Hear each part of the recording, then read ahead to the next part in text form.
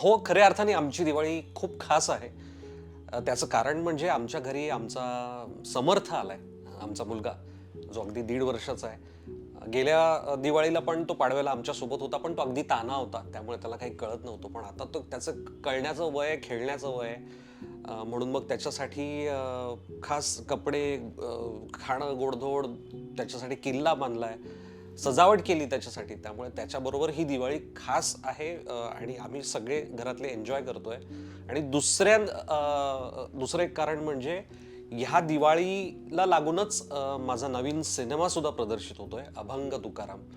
त्यामुळे ती सुद्धा एक विशेष बाब आहे. आणि आणखीन एक विशेष बाब म्हणजे माझ्या पुढच्या सिनेमाचं शूटिंग सुद्धा सध्या चालू आहे आणि दिवाळीला त्या निमित्ताने सुट्टी पण मिळाली आहे. आणि पाडवा आमच्या मिसेस बरोबर आम्ही सेलिब्रेट करतोय.